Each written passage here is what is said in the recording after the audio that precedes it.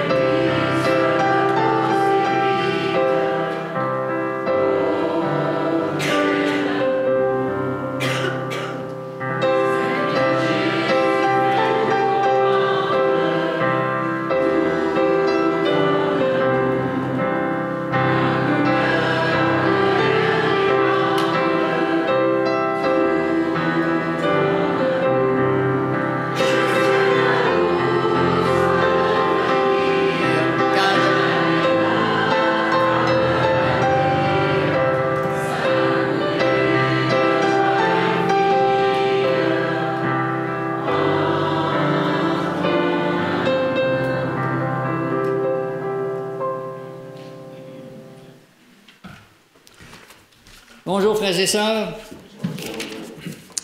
En ce sabbat matin, nous sommes heureux de nous retrouver en famille pour que le Seigneur puisse accomplir une œuvre extraordinaire dans nos cœurs. Le chant qu'on vient juste de chanter, je me rappelle, j'étais dans l'auto il y a plusieurs années, puis je chantais ce chant-là, puis je pleurais. Je ne savais pas pourquoi que je pleurais, mais je trouvais tellement ça beau que ça me virait à l'envers sans trop comprendre qu'est-ce qui se passait. On pourrait dire que c'était vraiment l'œuvre du Saint-Esprit qui faisait, parce que moi, je n'ai jamais été quelqu'un qui pleurait. Pleurer, pour moi, c'était pour les filles, pas pour les hommes. Alors, je ne pleurais pas. Et maintenant, je suis rendu tellement chialeux que j'ai même plus assez de Kleenex dans mes poches pour être capable d'assécher toutes mes larmes. Et c'est ce qui est arrivé jeudi aussi. Je ne savais plus quoi faire avec mes Kleenex, j'en avais plus. Alors, c'est comme si le cœur devient plus sensible quand on s'approche de Dieu. Un jour, j'avais demandé à Jean-Luc, peux-tu me dessiner des lettres qui expriment 3 choses? En faisant du porte-à-porte, souvent, on rencontrait des drames, plein de drames, où les gens vivaient des choses extrêmement difficiles.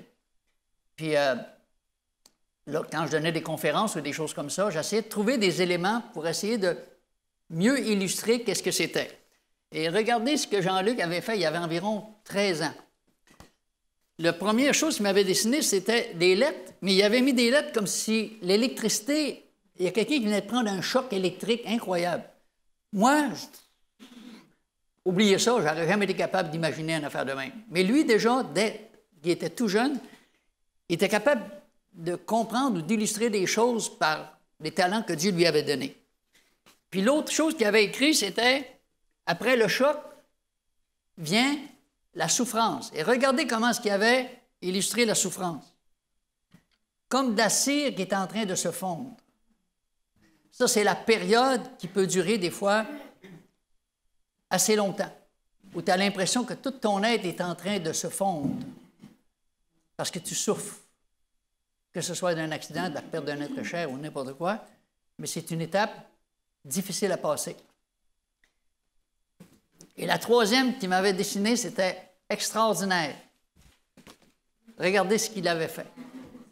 Et moi, j'étais émerveillé de voir que déjà, tout jeune, il était capable d'avoir tellement d'imagination qu'il était capable de faire des choses comme ça. Et même aujourd'hui, il y a eu un concours aux États-Unis par rapport à une grosse business aux États-Unis. Il y avait plusieurs centaines de personnes qui ont appliqué, si ce n'est pas une couple de mille. Et puis, il y avait un prix de 20 000 avec ça. Et c'est Jean-Luc qui a gagné le prix de 20 000 Et 5 semaines après de travail, ils lui ont donné 80 000. C'est pas parce que Dieu ne veut pas le bénir, mais il ne voit pas encore la main de Dieu au travers de tout ça. Quand je pense à un choc, j'ai lu un jour une expérience dramatique que les scientifiques ont faite. Ils ont pris une brebis, ils l'ont attachée, puis ils ont mis 7 plats en métal avec de la nourriture dans les plats. Et ils ont entendu que la brebis ait vraiment faim. Et quand la brebis a eu faim, elle tirait sur sa corde parce qu'elle voyait la nourriture. Ils l'ont détachée, la brebis a couru au premier petit plat de nourriture, mais il avait mis un choc électrique. Et quand la brebis a reçu le choc, elle est tombée par terre, elle s'est en allée là où on l'avait attachée et elle s'est laissée mourir de faim, incapable de se relever. Les scientifiques ont fait une autre expérience. Ils ont pris, cette fois-là, une autre brebis, mais ils ont mis sa maman avec. Et le même stratagème est arrivé. Quand la petite brebis avait faim, ils l'ont détachée, ils ont nourri la maman. Et la petite brebis a reçu le même choc. Elle est tombée par terre. Mais quand elle est revenue, il s'est passé un phénomène que les scientifiques ne comprenaient pas. C'est que la maman, elle lui léchait les oreilles. On ne sait pas ce qu'elle pouvait lui dire parce qu'on ne parle pas le langage des brebis, hein? Il y a seulement Moïse qui pourrait dire c'est quoi le langage des brebis. Il l'a entendu, il l'a appris pendant 40 ans, le langage des brebis.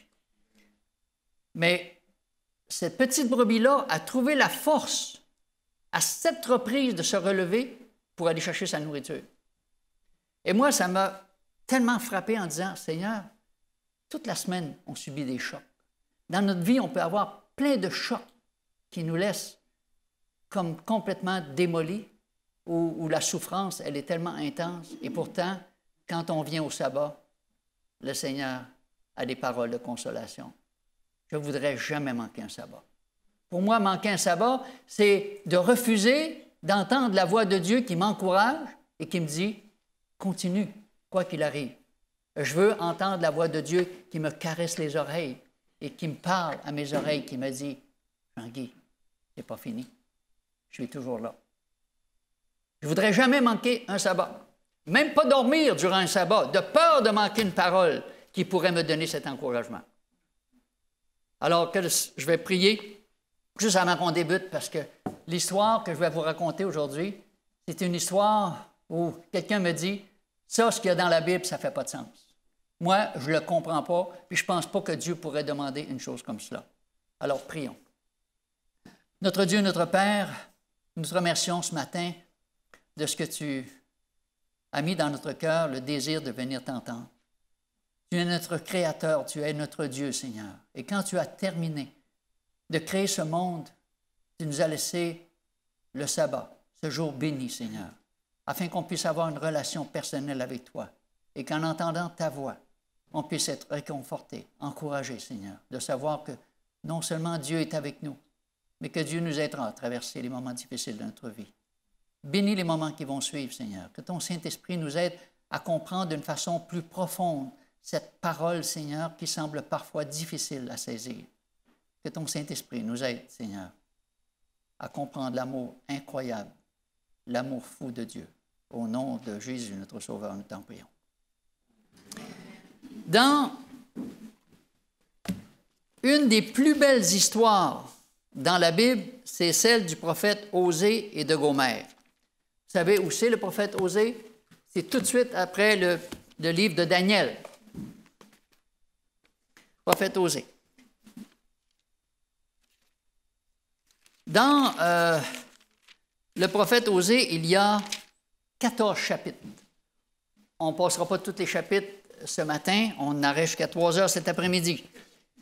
Mais quand on débute, si vous avez remarqué, ça dit « La parole de l'Éternel qui fut adressée à Osée, le fils de Béri, au temps d'Ozias, de Jotham, d'Akaz, d'Ékésias, roi de Juda, et au temps de Jéroboam, fils de Joas, roi d'Israël. » Seulement les noms qui sont cités ici nous montrent dans quelle période que cela se passe.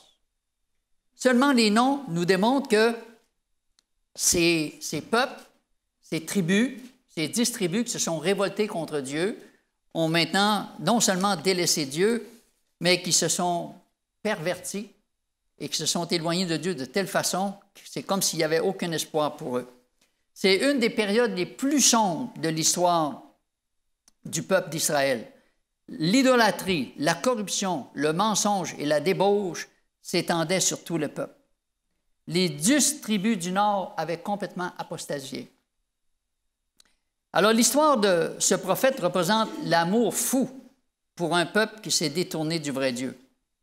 Et Dieu va illustrer l'infidélité de son peuple par Gomère, qui est une épouse qui va se prostituer. Comment est-ce que Dieu peut utiliser des images tellement fortes pour que le peuple soit tellement frappé que finalement il puisse comprendre la folie dans laquelle ils se sont engagés pour comprendre l'amour incroyable de Dieu.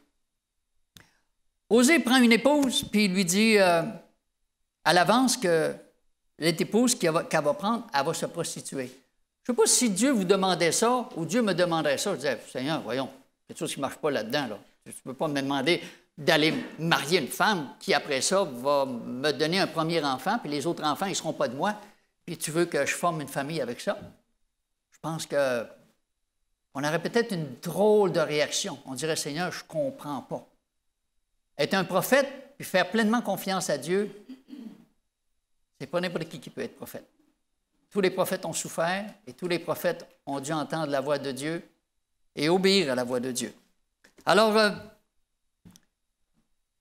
Dieu dit, Osée, cette femme, tu l'aimes, marie-la. Et puis, tu vas voir qu'est-ce qui va arriver par la suite. Et Dieu lui dit aussi, il y a une raison pour laquelle il lui demande cela. Regardez dans chapitre 1, le verset 2. La première fois que l'Éternel adressa la parole à Osée, l'Éternel dit à Osée, « Va, prends une femme prostituée et des enfants de prostitution, car le pays se prostitue, il abandonne l'Éternel. » Dieu dit, « Je suis en train de me servir de toi pour donner une leçon à ce peuple pour qu'il n'oublie jamais qu'est-ce que le peuple est en train de faire. La seule façon que Dieu veut faire, c'est de ramener le peuple vers lui. » Le premier enfant qui naît, c'est un garçon. Il s'appelle Gisraël. Est-ce que ça vous dit quelque chose, le nom Gisraël? Ceux qui ont lu la Bible savent ce qui s'est passé à Gisraël. Alors, on peut voir juste un petit aperçu dans 2 Rois, chapitre 9.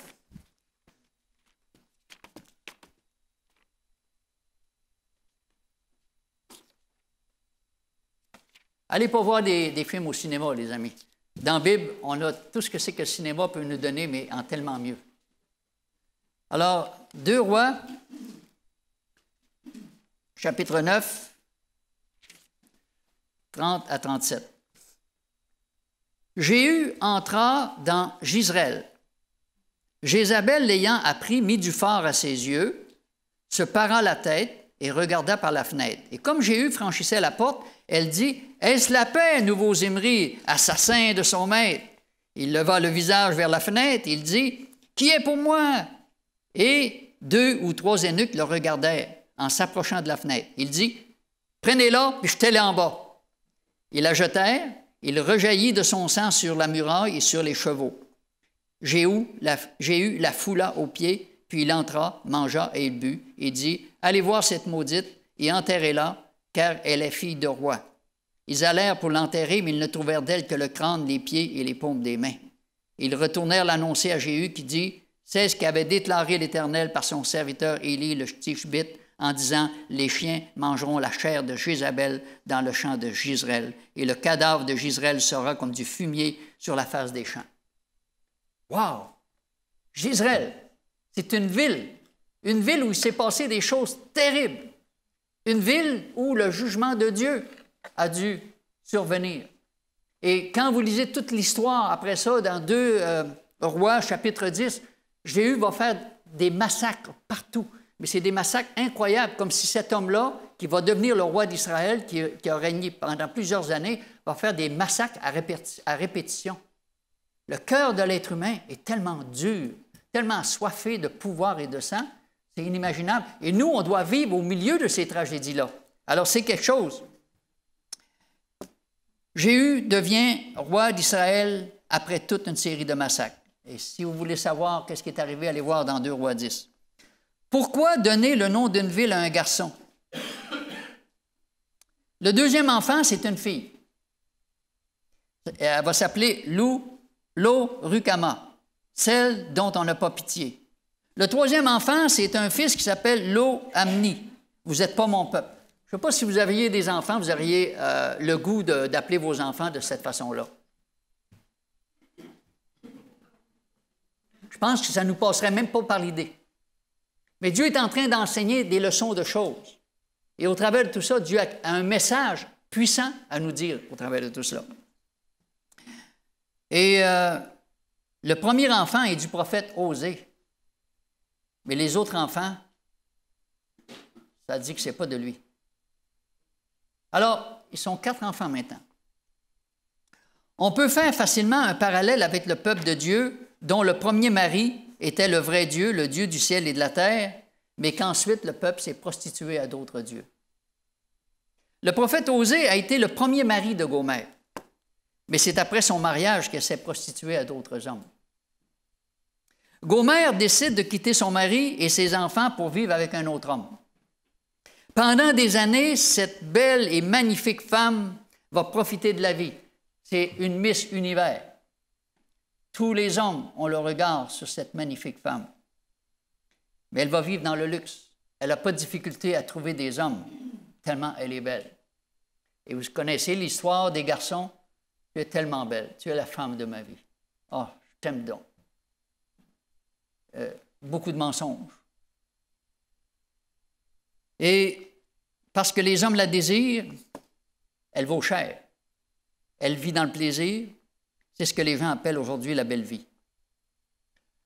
Le prophète Osée avait 4 façons de régler le problème.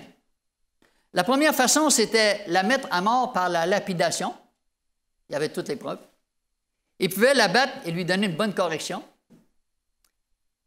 Le troisième, il pouvait divorcer avec elle. Il a choisi la 4e option, la reconquérir. Une femme qui a laissé ses enfants et son mari, qui vit hors de Dieu, dans la prostitution, et tu veux reconquérir son cœur, comment tu vas faire ça? Des années plus tard, sa beauté s'est fanée. Sa santé s'est détériorée. Il n'y a plus personne qui veut d'elle maintenant. Elle se retrouve sans le sou, sans endroit pour demeurer, car elle n'est plus capable de payer son loyer et il n'y a plus personne qui veut prendre soin d'elle. Et je me rappellerai toujours, moi et mon épouse, une fois, j'avais été prêcher à l'église de Trois-Rivières. J'avais vu une femme en arrière. J'ai dit, je ne l'ai jamais vue, c'est bizarre. Puis quand elle vient me voir, elle dit, Jean-Guy, tu te rappelles-tu de moi? J'ai dit, je m'excuse, je ne me rappelle pas de toi du tout. Elle dit, je ne dirai pas le mot, probablement qu'elle est décédée aujourd'hui, là, mais c'était une danseuse, une ex-danseuse. Elle était tellement belle que tous les clubs la voulaient. Et elle demeurait avec un garçon qui était un culturiste, avec des bras gros comme ça. Ils aimaient l'Évangile. Alors nous, on nous donnait des cours de Bible. Et en même temps, parce qu'il était sous l'usage de la drogue, même s'il faisait des milliers et des milliers de dollars, je pense qu'il gagnait plus de 100 000 $, ils n'arrivaient pas à payer leur drogue. Et cette femme-là, elle m'a dit, John, avec qui j'étais, il est maintenant décédé. Et moi, je l'ai regardé, j'ai dit, ça ne se peut pas que ça soit toi. Elle était absolument méconnaissable. Elle était tellement défaite, elle avait pris tellement de poids. On la regardait et j'ai eu un frisson en moi. Je me dis, c'est ça qu'on appelle la belle vie. Wow! Et après ça, je ne l'ai plus jamais revue. Mais je me disais, quelle tristesse! Quelle tristesse! Et je me rappelle une fois, on leur donnait de la nourriture. J'avais deux sacs dans mes bras. Et quand je suis arrivé, j'ai monté en haut, la porte n'était jamais barrée. Et puis là, j'ai vu qu'il y avait eu un party, probablement le soir d'avant. Et il y avait pour 35 $ de mets chinois. Moi, j'arrivais avec mes 2 sacs pour les aider à se nourrir. Il était midi, il faisait un soleil extraordinaire dans le ciel.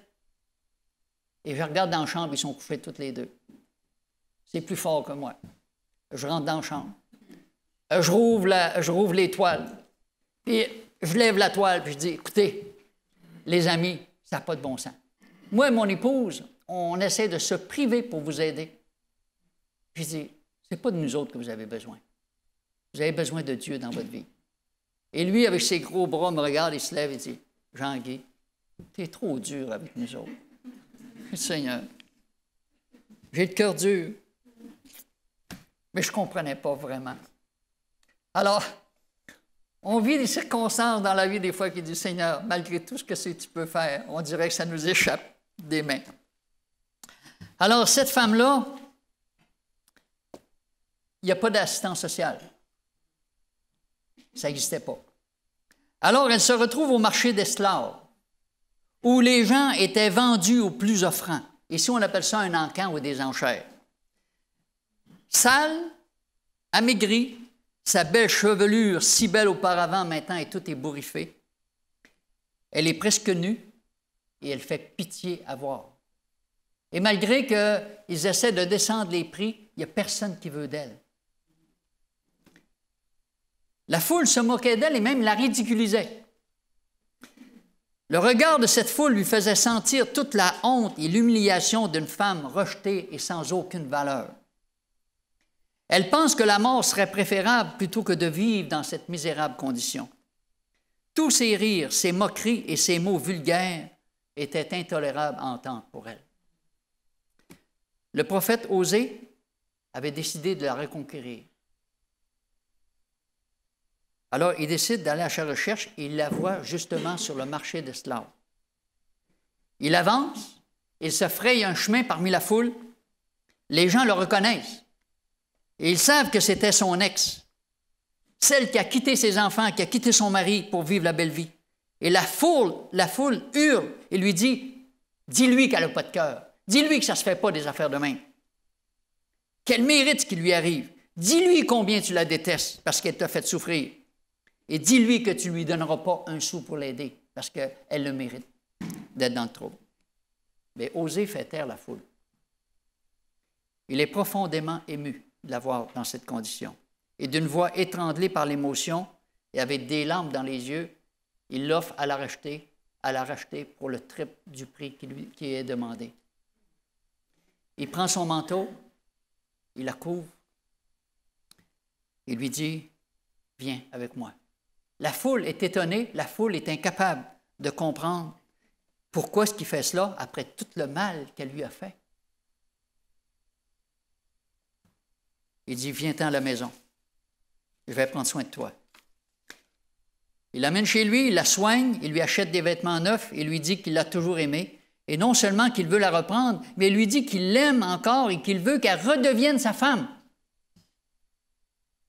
Cette femme qui l'a déçue, blessé, meurtri et qui l'a quitté.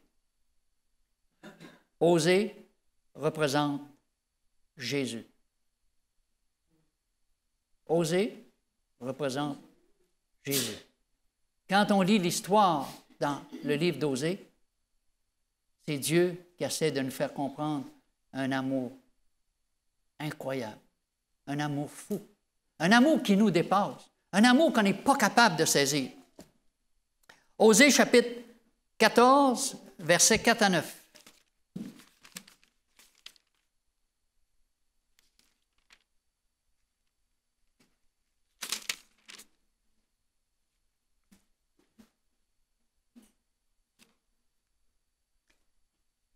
Regardez comment c'est écrit d'une façon merveilleuse. Je réparerai leur infidélité. J'aurai pour eux un amour sincère, car ma colère s'est détournée d'eux. Je serai comme la rosée pour Israël. Il fleurira comme le lys. Il poussera des racines comme le Liban. Ses rameaux s'étendront. Il aura la magnificence de l'olivier et les parfums du Liban. Ils reviendront s'asseoir à son ombre, ils redonneront la vie au froment, ils fleuriront comme la vigne, ils auront la renommée du vin du Liban. Éphraïm, qu'ai-je à faire encore avec tes idoles? Je l'exaucerai, je la regarderai, je serai pour lui comme un cyprès verdoyant. C'est de moi que tu recevras ton fruit. Que celui qui est sage prenne garde à ces choses, que celui qui est intelligent les comprenne, car les voies de l'Éternel sont droites. Les justes y marcheront, mais les rebelles y tomberont. Quelle parole magnifique. Gomère, c'est qui? Gomère, c'est vous puis moi. Gomère, c'est chaque personne qui veut faire sa vie loin de Dieu. C'est tous ceux qui veulent profiter de la vie sans penser à toute la peine qu'on pourrait causer, sans penser aux conséquences et aux souffrances qu'on s'impose. On pense que si on vit loin de Dieu, on aura une vie pas trop pire, une vie épanouie. C'est pas vrai. Avant que je connaisse Dieu, je prenais un coup. J'aimais ça prendre l'alcool. Parce que dans le fond, j'étais malheureux. Mais j'avais tout. Une maison, une auto, de l'argent, des amis, beaucoup de l'alcool. J'étais malheureux. L'alcool me faisait semblant que je souffrais moins. Je mangeais tout ce qui chatouillait mes papilles, même des langues de porc dans le vinaigre et des genoux de maringouin.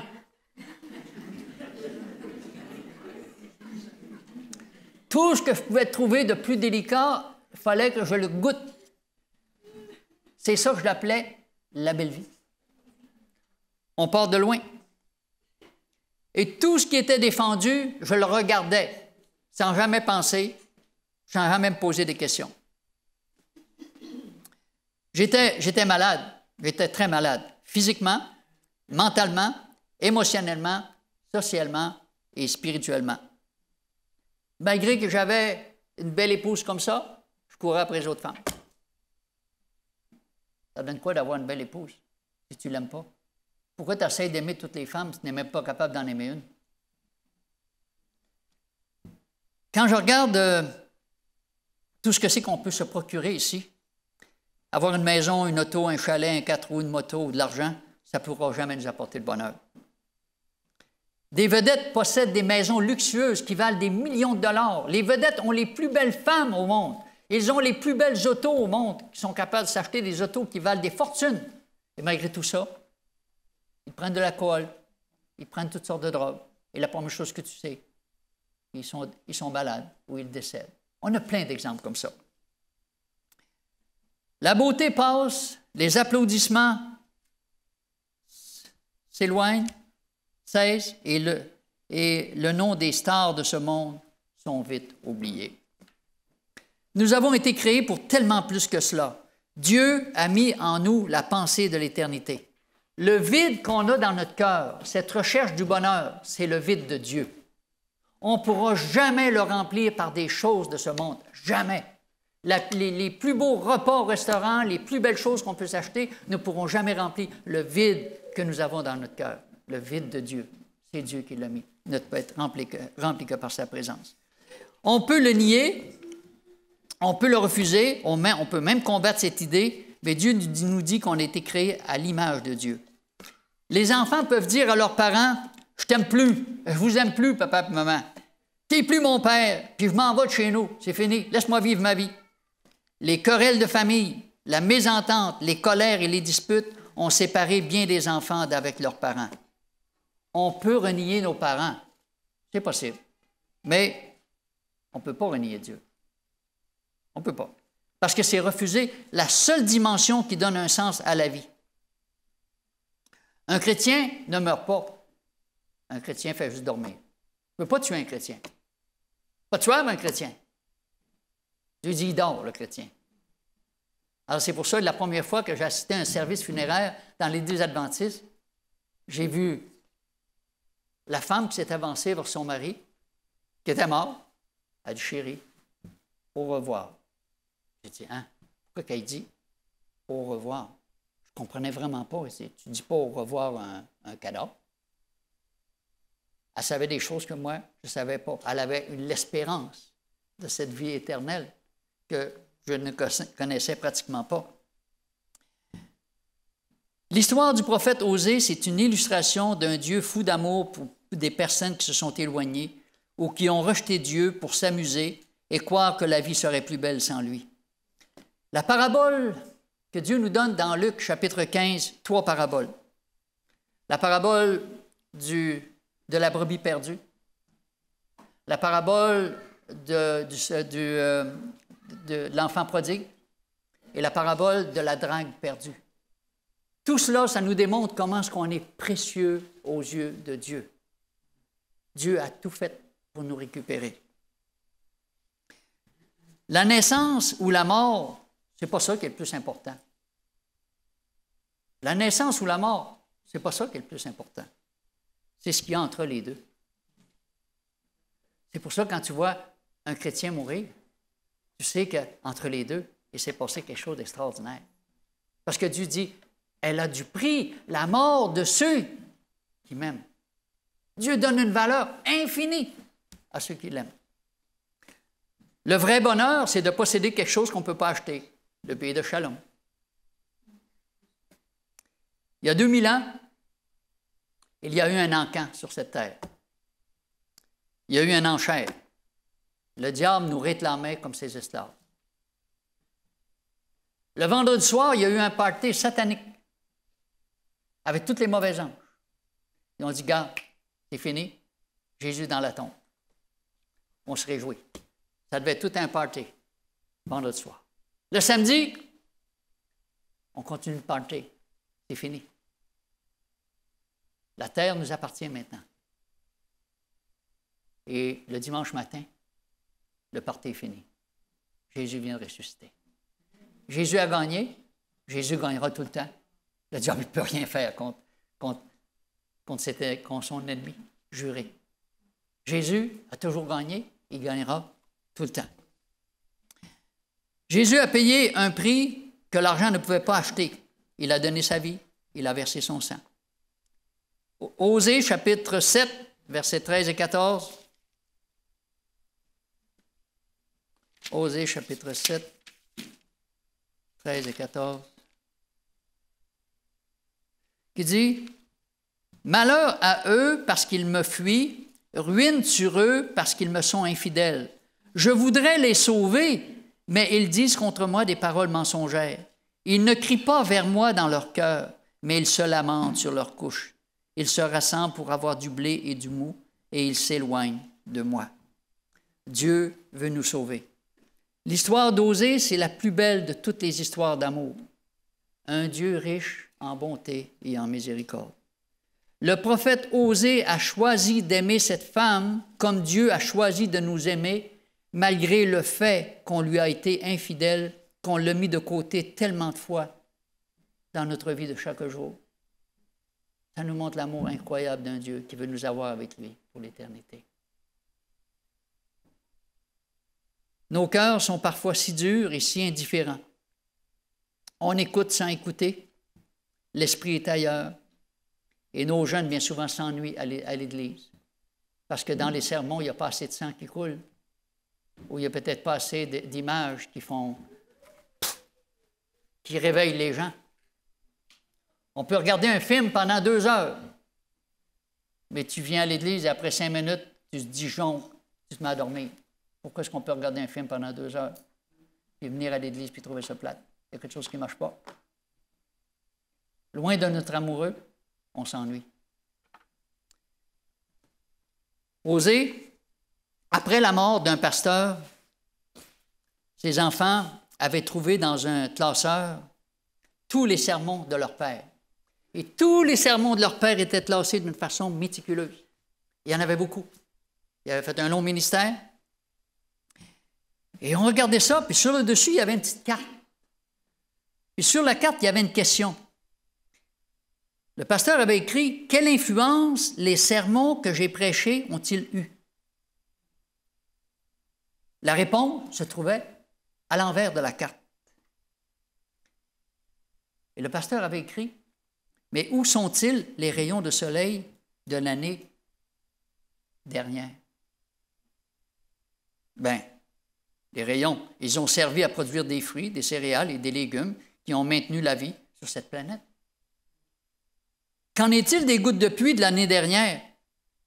Bien, la plupart ont oublié, mais elles ont arrosé la terre et leur influence persiste encore aujourd'hui. C'est ça à quoi servent les sermons. À rendre les chrétiens davantage semblables à Jésus-Christ et à les préparer pour le ciel. Je veux remercier le pasteur Scalier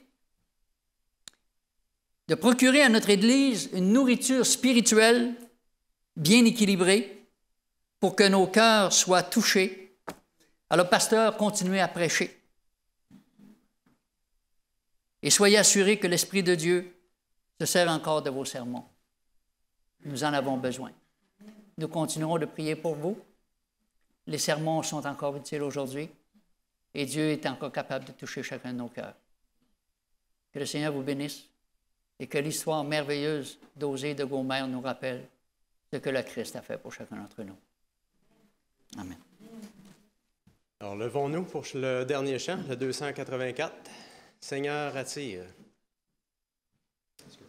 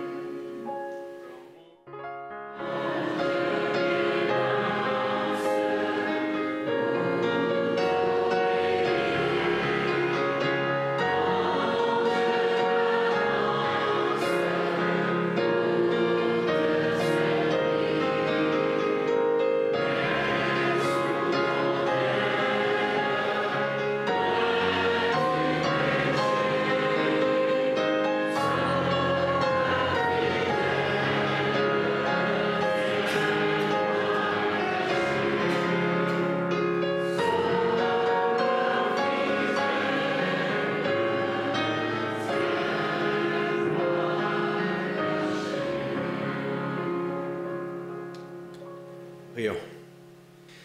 Notre Dieu, notre Père, merci pour cette image que tu nous as donnée dans ce livre du prophète Osée, qui nous montre que trop souvent nous avons pu nous éloigner de toi. Nous avons été indignes dans nos vies. Et toi, malgré tout, comme Jean-Guy l'a présenté, tu es fou d'amour pour tes enfants, même si nous sommes indignes. Et tu es patient envers chacun d'entre nous. On veut te louer encore une fois pour ton grand amour pour chacun de nous. Et Seigneur, je prie pour que tu replaces dans nos cœurs cet amour pour ta parole et cette passion, ce zèle pour suivre tes voies et faire ta volonté. Accorde-nous cette grâce et accompagne-nous tout le long de cette semaine et puissions-nous honorer ton Saint-Nom. Nous t'en prions au nom de Jésus. Amen.